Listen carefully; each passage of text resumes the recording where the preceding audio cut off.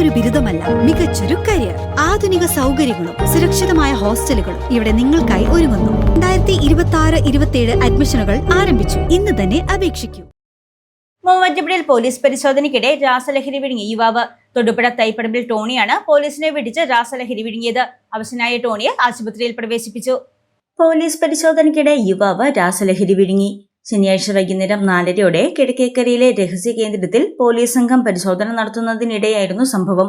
Thodupuzha Thaiparambil Tony Sabu ആണ് പോലീസിനെ വെട്ടിച്ച് രാസലഹരി വിഴുങ്ങിയത്. അവശനിലയിലായ ടോണിയെ പോലീസ് മൂവാറ്റുപുഴ ജനറൽ ആശുപത്രിയിലെ പ്രാഥമിക ചികിത്സയ്ക്ക് ശേഷം കോട്ടയം മെഡിക്കൽ കോളേജിലേക്ക് മാറ്റി. കിഴക്കേക്കരയിലെ രഹസ്യ കേന്ദ്രത്തിൽ 4 പേരാണുണ്ടായിരുന്നത്. 3 പേരിൽ നിന്ന് ചെറിയ അളവിൽ കഞ്ചാവും ടോണിയുടെ പക്കൽ നിന്ന് ചെറിയ അളവിൽ രാസലഹരിയും പിടിച്ചെടുത്തു. ഇതിനിടെ ടോണി കൈവശമുണ്ടായിരുന്ന രാസലഹരി വിഴുങ്ങുകയായിരുന്നു. ടോണിയുടെ ആരോഗ്യനില അപകടകരമല്ലെന്ന് ഡോക്ടർമാർ പറഞ്ഞു. രാസലഹരി പുറത്തെടുത്ത ശേഷം ടോണിയെ തിരികെ എത്തിച്ച് കോടതിയിൽ ഹാജരാക്കും.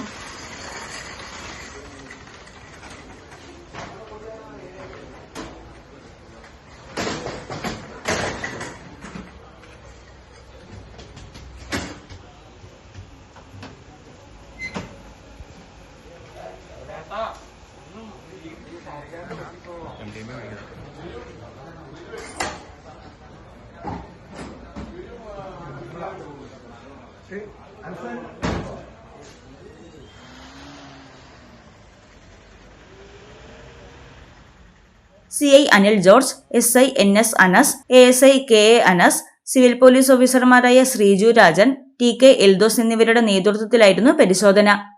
News desk Muvattupuzha news. എന്റെ കാഴ്ചയ്ക്ക് ചില ബുദ്ധിമുട്ടുകൾ അനുഭവപ്പെടാൻ തുടങ്ങിയത് ഈയിടെയാ. ആദ്യം ടെൻഷനായി.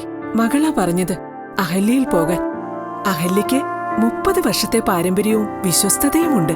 അഹല്യയിലെ വിദഗ്ധരായ ഡോക്ടർമാരുടെ ചികിത്സ കൊണ്ട് എനിക്ക് എന്റെ കാഴ്ചശക്തി പൂർണ്ണമായും തിരിച്ചു കിട്ടി. ഇപ്പൊ എനിക്ക് ഈസിയായി വായിക്കാം.